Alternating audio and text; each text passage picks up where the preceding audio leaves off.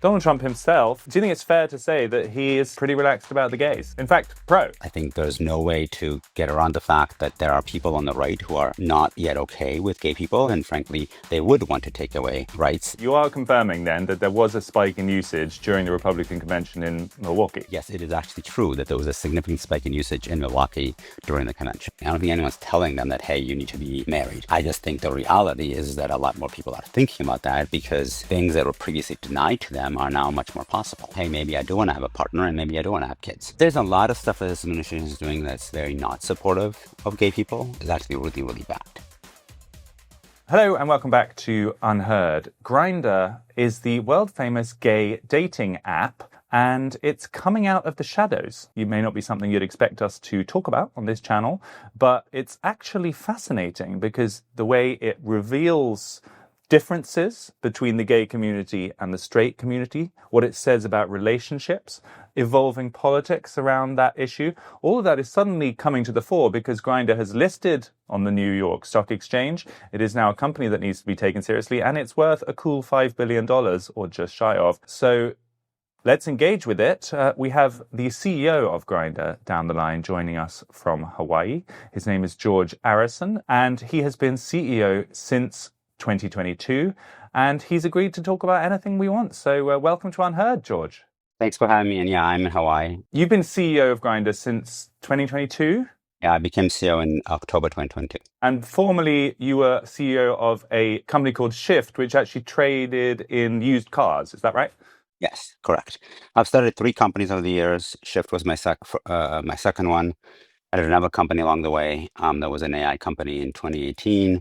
And then prior to that, I had started another company called Taxi Magic, which invented the idea of using mobile phones for booking ground transportation. So way before Uber, like years before Uber. And I thought I was going to do another company after Shift. I was going to take a year off. I had promised my husband. But instead, they called me about this job, and it was just too cool to say no to. So here I am.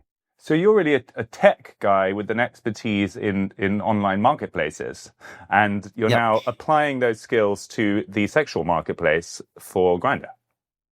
Well, to the connections marketplace, of which sexual is one part of it, but there's a lot more to it, and we'll obviously talk about that. But Grindr actually is a super innovative tech company and has always been, right? I started a company in mobile in 2007, so I followed Grindr from very early days on. It launched in 2009. And it was one of the very early iPhone apps that used the localization that iPhone apps allowed you with knowing where you are to build something really useful, right? There was not a lot of products back then. It was one of the very first mobile first companies. And so Grindr was very much a tech company. It was built with a very contractor heavy workforce in terms of engineers. And so the code base was not great. And that's why historically Grindr's had so many bugs. But it's very much a tech company, and we're making it even more of a tech company today. Let's start by explaining what it does to those people in our audience who may not know. So what is it? How does it work? And what does it do? Totally. So Grindr is the largest network of gay and bi men anywhere in the world.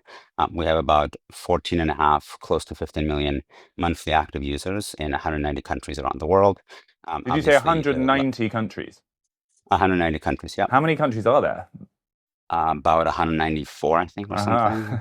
So the 4 countries you're not in, are you banned in those countries? We ban ourselves in those countries, so we don't have an you cannot download Grindr in Iran, in Korea, in North Korea, in Cuba, and a couple other places, like China? Very minimal. We don't operate in China at all, actually. Okay, so it's a worldwide gay network. And how does it work? You open it up, what do you see? So Grindr is very location based. So you open up and you go to a grid, and it shows you people immediately around you who are also on the app. And it's very immediacy based, right? So it's like you are here, this person is 100 feet away from you, this person's 200 feet away from you, this person's half a mile away from you. It's all based on density. That's why it works really well in places that are very large, like London or New York City, because the density is so heavy. Versus like if you're in Hawaii, it's much less of a kind of dense place, and so you have less users, obviously. So these are overwhelmingly gay men looking for sex or looking for hookups, and they will then see other people with a picture of them, or what will they see? How does it work? Yeah, so we have each person has a profile. It's much simpler than, say, a Facebook profile, but maybe like an Instagram profile is kind of how you should think about it. It'll have some basic information about the person, it'll have photos, and then many people have albums in addition to that, but albums are not visible to everyone. You, as an user, can open up your albums to somebody else. And then it gives you a description of kind of what this person's interests are, what they're looking for. Historically, Grindr was a hookup product. That's kind of how we started and what people did. But over time, it's expanded into a lot of other things. So people are now on Grindr for hookups for sure, and we're really good at that. They're also there for relationships. In the United States, of the existing gay male relationships in place, 35 of them originate on, 35% of them originate on Grindr. So So it's 35% of all gay relationships in the United States began on Grindr. yeah, That's an which is amazing pretty incredible when you statistic, but think I guess define relationship. this was specifically people who are in long-term relationships. What does long term mean for a I mean, we didn't go into that. We just like your own self-definition of what long-term right? means. A lot of gay relationships are open relationships, obviously, but the reality actually is that the culture of gay men is changing in some regards. Hookups obviously are still a huge part of it, and I don't think that'll ever change. But of gay men under 35, 50% of them want to be in a long-term relationships that's monogamous, which is very different from, say, what was true for my generation, 20 years ago. And 25% actually want to have children. So the younger gay generation is in a very different place, kind of in terms of what was expecting of them before versus what's expecting them today. It's very interesting. So you think younger gay men, at least in the US where you have data on it, are more interested and more likely to be looking for a monogamous relationship than people of an older generation that like maybe came of age in the 90s or 2000s. Yep. And that's not surprising in any way. I mean, frankly, when Andrew Sullivan was making the case for gay marriage, right back in, 1995 through 2010, one of his core arguments was if you allow gay people to get married, a lot more of them will want to get married because it'll become more accepted for them to be married. And I think that's exactly what's happening now with younger gay men. They're growing up in a world where being in a relationship is completely okay, whereas that was not the case previously. And their lives are very accepted. And so it's not surprising that they want to end up in a very similar place where everybody else historically has always ended up. I mean, you yourself are married. I'm married. Is it not a bit of wishful thinking or something? I mean, the way Grindr is known and is thought about is the ultimate example of non-committal relationships. I mean, as you've described it, it's literally who is within a 100-meter radius of you? What do they look like? Are they available right now? Can you hook up? That's kind of the core offer. And it's extraordinarily popular, extremely popular among the gay male community because a lot of gay men want to do exactly that. Totally. And we actually have made it easier for them to do that now because we recently launched what's called Right Now, which allows the person to say, I'm actively looking to meet up somebody right now. And there's a kind of additional grid beyond the main grid where there's conversations for people who might want to be looking for something to happen within an immediate kind of sense. So I think Grindr will always have a really, really good casual date / hookup experience. That's really crucial, I think, for the product to be successful. But the reality is that there are many other types of connections people are looking for. Dating is one of them. Friendships is another one. Networking is another one. And we don't want to take any of those away, right? We want to be able to facilitate all of those at the same time as we do what we do really well, which is hookups. I just want to kind of emphasize how surprising this would be to people because we get a lot of people on this show even and writing for UnHerd who are really talking about the commodification of relationships. They're very worried about how apps, and Grindr would be the kind of ultimate example of this, are reducing human interactions to just algorithms or basic sets of preference so that you're pretty much kind of marketizing a little bit like the used cars that you used to sell on shift are human beings, and somehow it's just it's a degrading of human relationships. And you're trying to say the opposite.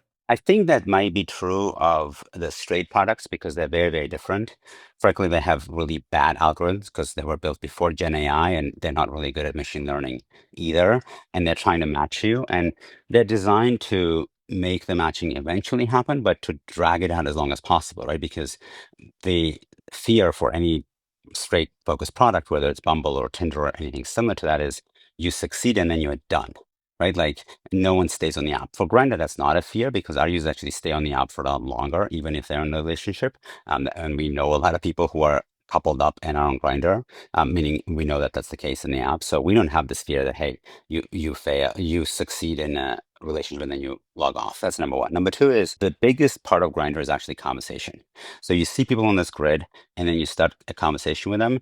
And then you go to kind of your inbox where you have all these conversations with other people. Grindr users generated 130 billion messages last year. That's more messages per daily active user than WhatsApp. So Grindr is as much a communication platform as it is anything else. And my general philosophy on this is that people are much more direct about what people want in conversations versus in the profile that they show. So I think people who criticize profiles are probably right because you actually present yourself as what you think other people want to see in you versus what you really want. But you're much more honest about that in your messages. That I think helps Grindr a lot because the messaging that people engage in results in kind of better connections. And then lastly, if you were to build algorithms with Gen AI that actually utilize messages to connect people together, obviously always with their consent. I mean, that's really important. Like we would never do something where people did not want us to do it, but if they give us consent to do that, I think it's perfectly reasonable for us to match people using that data.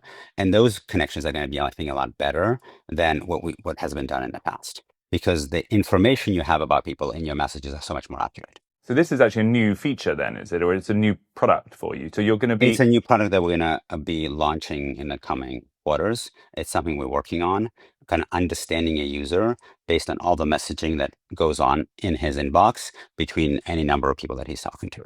Analyzing his whole history of all of his private messages and then kind of playing like matchmaker. So the AI bot or computer would be then thinking, okay, these are the actual revealed preferences rather than what they say on the profile. Here are people within kind of accessible distance who might match.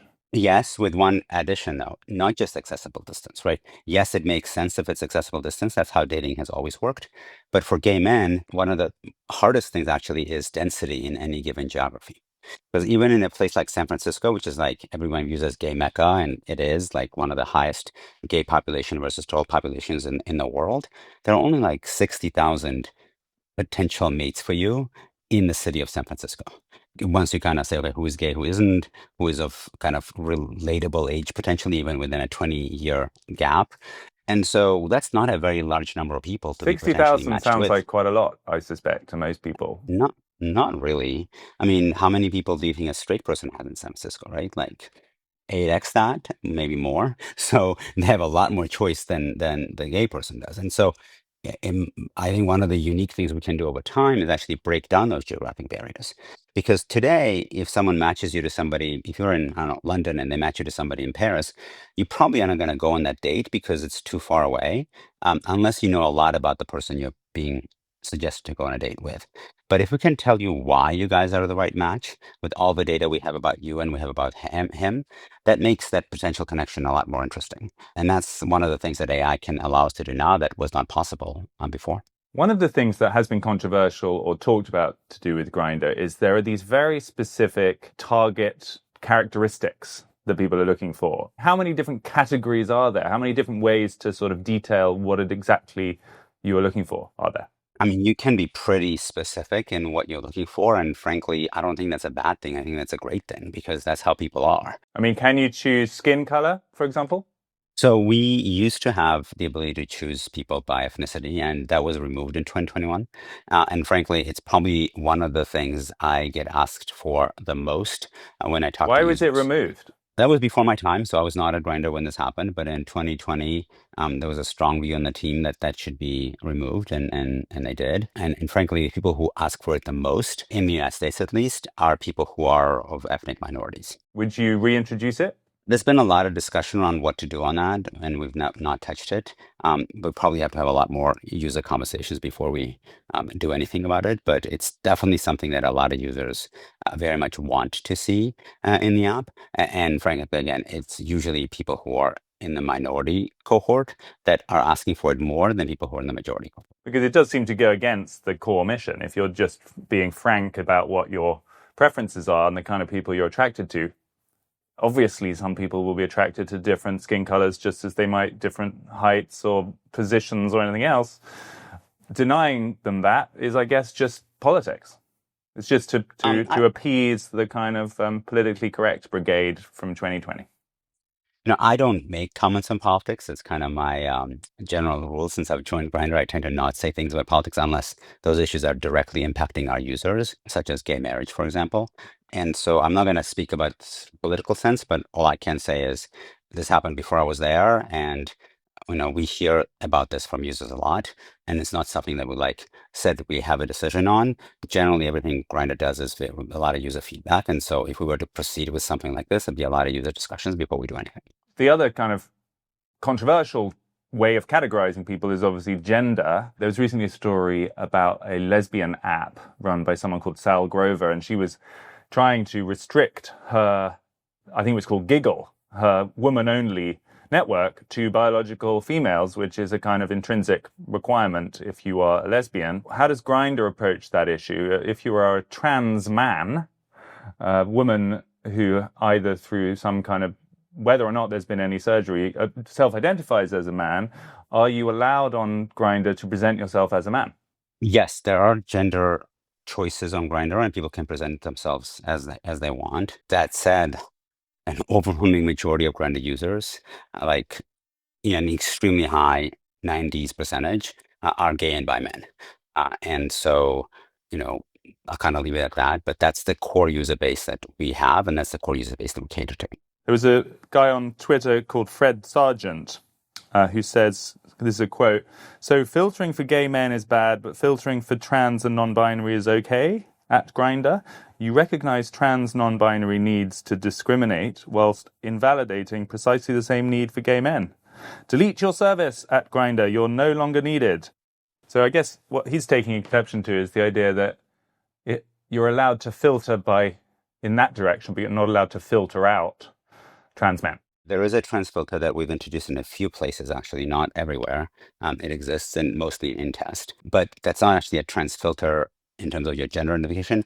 We have different ways in which people can describe themselves. They're called tags, and you can search for somebody using a tag that self-identifies in their tags as trans. Can you exclude people who self-identify as trans? You can self-exclude, but the same way that you could search for people who self-identify as I'm a daddy, or I'm a, hairy guy, right? So there's a set of tags that you can have, and it's up to you to pick them. There's a very long list of tags you can pick from, and you can search people based on those tags. I mean, it is interesting. I'm not going to spend the whole conversation on this, but it is interesting because you say, understandably, you want to stay clear of politics, but these questions are not politics. This is just core to your product. I mean, this is user feedback here on X. Who you can filter by on what characteristics is kind of central to the job. And now if you're a public company, I think, you need to be able to justify why you can't say, I'm only interested in gay men. Sorry, no disrespect to trans men, but I don't want to hook up with them. Don't waste my time putting them in my feed. Why can't you do that? It's just a basic service.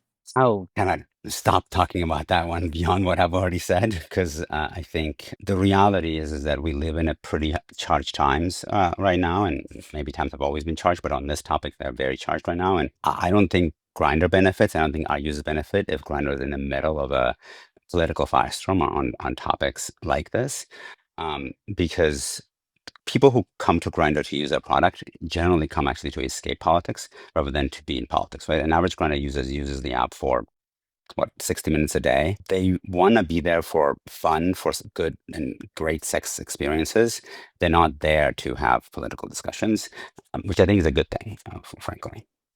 Okay, so I'll move on, George, from that heated topic area. I can see that you don't want to spend too much more time on that. Do you think gay relationships are fundamentally different from straight relationships, from your observation? And if so, how? When I was younger, I knew that I wanted to be married, even before marriage was allowed. And I also knew that I wanted to have children. And I was like an insane minority among my cohort of gay men, right? When I would say I want to be in a long-term relationship, people were like, kind of like, that's weird. Maybe 2 in 10 or 1 in 10 guys were on the same page as me on that. And then I would add that I want to have children. I was like a complete total weirdo.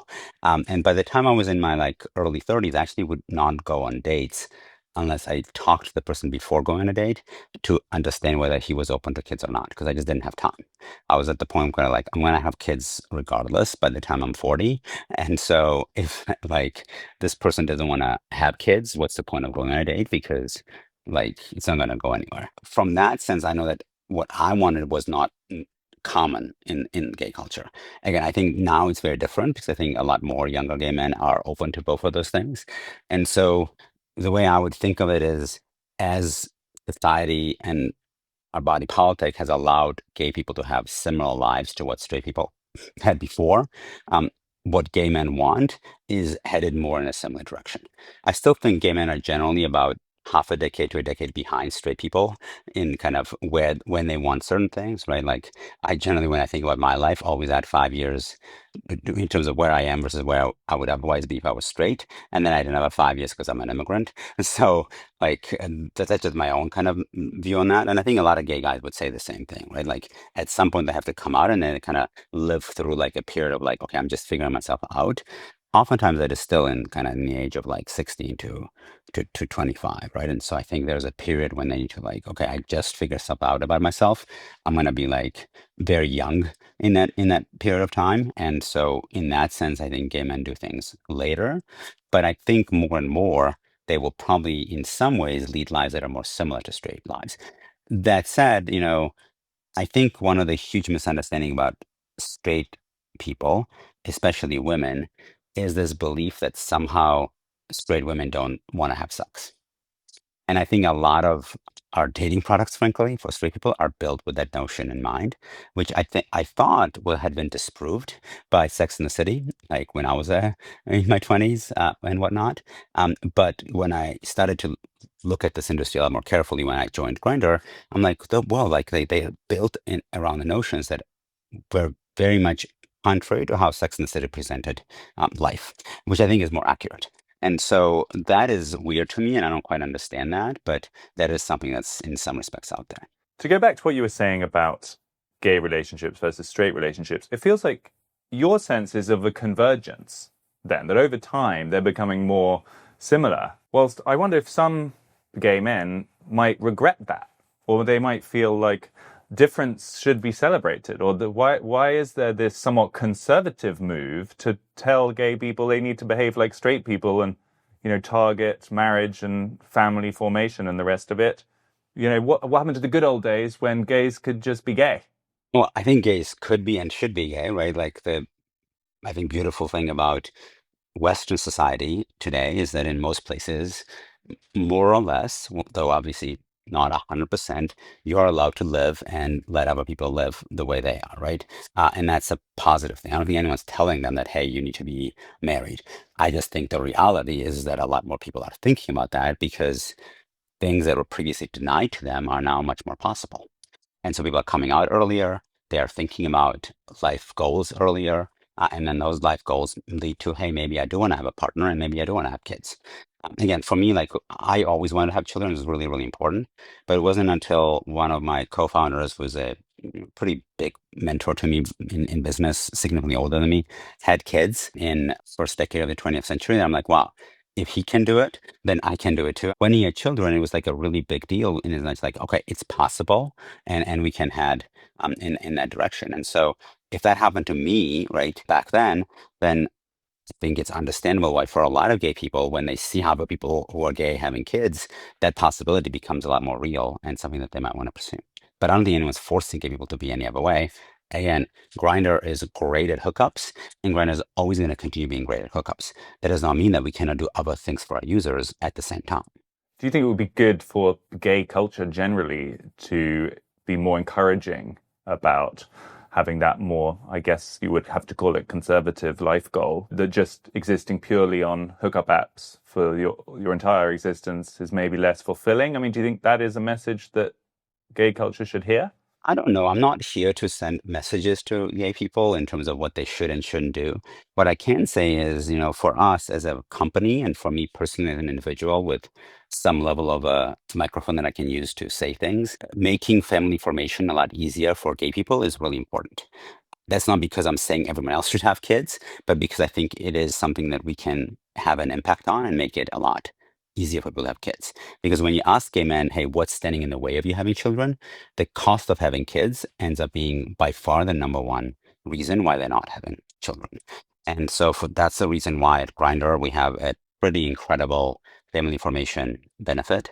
So we offer each of our employees $300,000 over a 5-year period to have a child, whether it's through surrogacy or adoption or some other means. When we announced that last December, the response was pretty incredible. I had employees coming up to me saying, hey, my partner and I had agreed that we would not have kids. And in the middle of you talking, I was texting him, telling him, hey, remember how we said 2 years ago, no children? That's off now. We're going to have kids. Because even for them, with like a pretty good job making far more than an average American makes, it was cost prohibitive to have children because surrogacy costs about $300,000 a year. Now, that's something Grindr can do, and I think it's awesome. NVIDIA has an even better benefit than we do, and they deserve great applause for that. But there are things we can do at a national level to make that a lot better as well. For example, making surrogacy expenses tax deductible. And if we did that, you'd suddenly cut everybody's surrogacy expenses by 30 to 50%, right? That would be pretty awesome. I think it'd be a really amazing step in a world where we do want to have more kids. So I think there are things we can do to solve for people who want to have what you are classifying as a more conservative life, although I don't actually think it's necessarily conservative. I mean, reality is that data shows that actually people who stay in marriages longer in the United States are more moderate and liberal versus more conservative, right? Judging by my children's preschools and kindergartens, a lot of very liberal families have, lots of children. So I don't think it's kind of one politically one way or the other. They're choosing a maybe more quote unquote conservative lifestyle in terms of a family formation factor, but the political views might be very liberal. But regardless, like I think helping people have that is something we can do. Telling people they should do that or shouldn't do that, that's none of our business, right? That's up to them to decide. It's still interesting to speculate about the politics of the gay community because it's kind of a cliche or a stereotype almost that all gays are liberal progressives.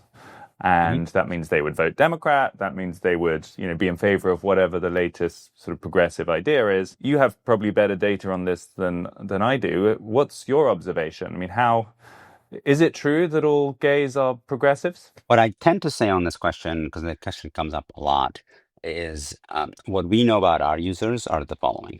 One is the user base is not homogeneous at all in terms of the things that they want and their political views. Secondly, it's by no means living in, 10 big metropolitan areas on the coast, right? It's very broadly spread out. Frankly, so much of that was even surprising to me, how many gay people choose to live in kind of the middle of the United States, for example, versus on the coastal cities, which, implies things about their political views kind of as well. So I think broadly speaking, the user base is very not homogeneous. And that's another reason why we choose not to make political statements, because we want to be able to be a place that is welcoming to everybody. No matter what their political views are, people who are gay should be welcome on Grindr, and we want them to have a really good experience. And frankly, no matter where they live, they should be welcome on Grindr, and we need to ensure that they have a good user experience. That is harder to do in smaller cities than in larger cities because our product is built at the foundation around density. And that is something we're working on. Like, how do we make the product be as good in, Des Moines, Iowa, as it might be in New York City? We've not gotten there yet, but it's something that's kind of something we spend a lot of time thinking about. And frankly, what we hear from users who live in smaller communities and in rural areas is, in many respects, Grindr is their only way to build a community, right? Because in New York, you can build a community just by people around you in real life. But if you live in a smaller place where there's only a small number of gay people, that's a lot harder for somebody to do. From your position as CEO of Grindr, do you feel that the new administration is supportive of your community? Are you worried about the safety of the gay community? Do you feel like the president is supportive of what you're doing? I mean, that must be a big concern for you. There's a lot of stuff that this administration is doing that's very not supportive of gay people, both in the United States and around the world. And there is no way, like, nice way of putting it. Like, it's actually really, really bad. Cutting PEPFAR the way some in the administration really want to do. Now, it's not everybody, but many people do want to do that is terrible. which is Because an so PEPFAR, HIV prevention. yeah, PEPFAR is a program that provides HIV medications to people who have HIV and helps with prevention as well, HIV testing, etc. It started out as a focus on Africa, but actually now it's in a lot of other parts of the world as well. And that's really detrimental, both to straight people and to gay people, but disproportionate to gay people because we have a higher rate of infections from HIV, right? In the gay population around the world. That's like awful. Now, I very much hope that Congress does not go for that. And the only way we would be successful, or we will be successful on the Hill in preventing that from happening, is by getting allies who are on our side of that issue, both on the left and the right, because Congress is controlled by Republicans, and so we have spent a lot of time in DC talking to both liberal members and to more conservative members. Same goes for things in the United States, right? Like PrEP funding. PrEP is a medication that you can take to prevent getting HIV, and it's a fairly incredible medication for people who are on it, and a lot more people should be on it. But I can imagine a world where they try to cut that, which would be really negative and significantly detrimental to the health of the United States. And so we've spent a lot of time talking to members of Congress and people in the administration as well about that and why we should ensure that PrEP funding is maintained. Lastly, HIV testing in the United States, but also in London and in 12 other countries around the world. You on the Grindr app, you can actually order an HIV test to be delivered to your house in the privacy of your home. You can then take an HIV test at home and get a result, which obviously is really helpful. People who might be in the closet or who are trying to keep a lower profile about being gay, etc. In the US, that's funded through the CDC.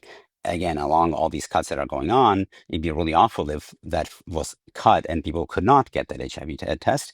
About 600,000 people, I believe, as of right now, have ordered a test from Grindr to test their HIV status.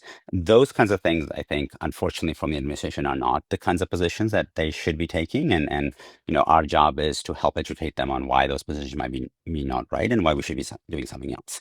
To do that, we have to be really effective at talking to both people on the left who agree with us and people on the right who agree with us and people on the right who don't agree with us. And that's something that we actively do. We, for the first time, hired somebody to oversee government affairs, and this was a really big reason why, kind of ensuring that funding for HIV prevention or HIV treatment are maintained is something that we really care about really deeply. That's just the reality. Like, I can't sugarcoat that this stuff is really bad. President Trump in 2019 said that he wanted to end HIV transmissions in the United States by 2030. I think he actually could get there with the right policies, and that's something that I think would be a huge part of his legacy if he succeeds at that.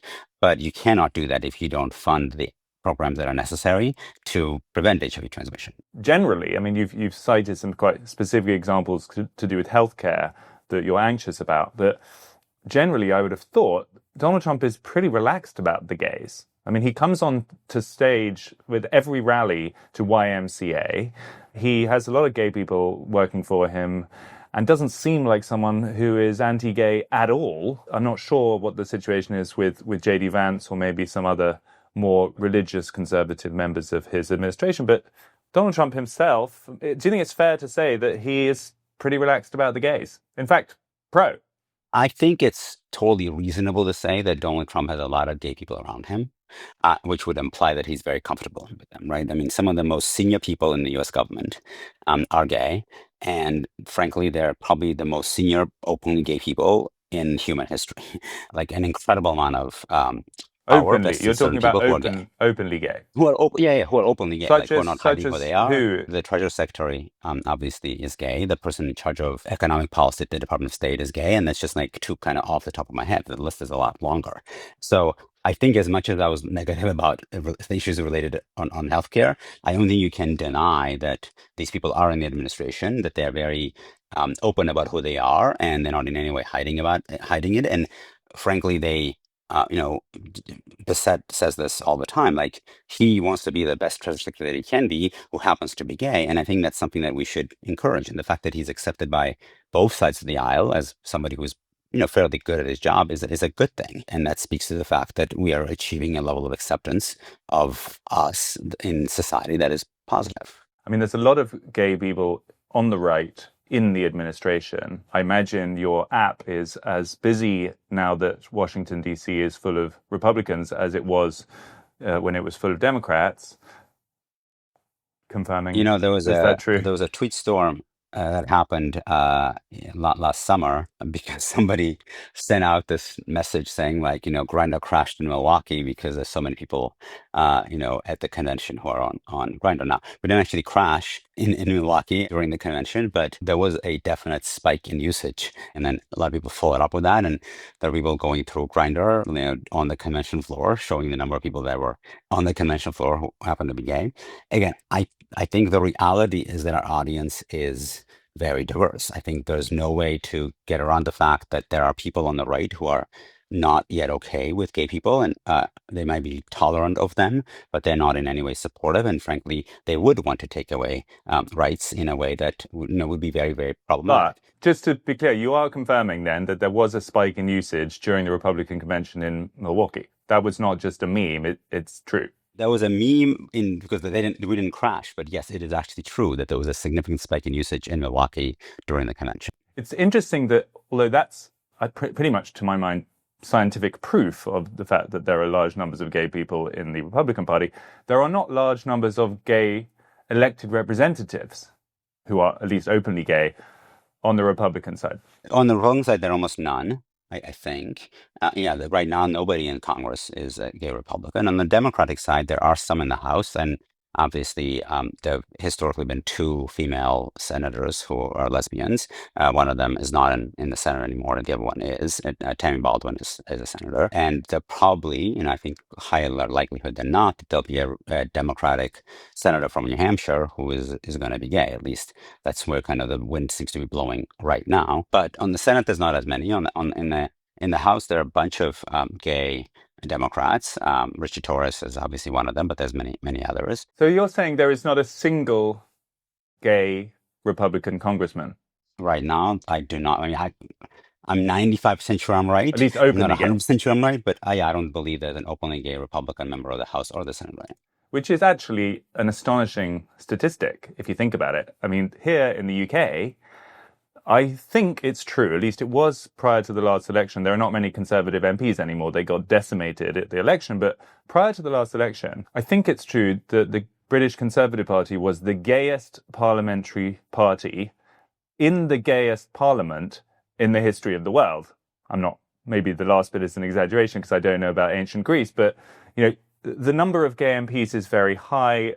As you said, Conservative conventions are extraordinarily gay occasions, and it kind of, the taboo is sort of over in the UK. I think it wouldn't be that surprising for there to be a gay. For better or for worse, I don't think the US is there yet because, and this is kind of the point I was making, like there's a lot of very positive things. There's also a lot of very negative things about this administration, and there's also the fact that there's a lot of people in the Republican Party who are not comfortable with the level of legal and de facto and de jure acceptance that gay population has in the United States now, and are still in different ways fighting it. And that is something that needs to be solved. Now, I don't think you solve that by saying, oh my God, if someone's a gay Republican, they're awful, right? Like that's not going to work either. And frankly, I think my job is to be able to support gay people of any political stripe to be comfortable in the product and to make sure that they're having a good experience. Because again, my product's not built for the purposes of politics. My product's built for the purpose of having a fun set of experiences and kind of almost exit politics when you're on it. Really fascinating to talk to you, and thanks for taking the time today. Thank you. Appreciate it.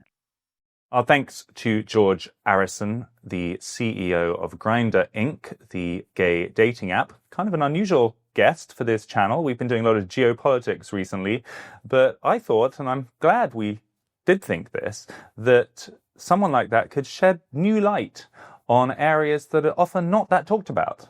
You don't see that so often in the mainstream media, and that's exactly what we're trying to do here at UnHerd. So thanks to him for being brave enough to address some of those issues, and thanks to you for tuning in. This was UnHerd.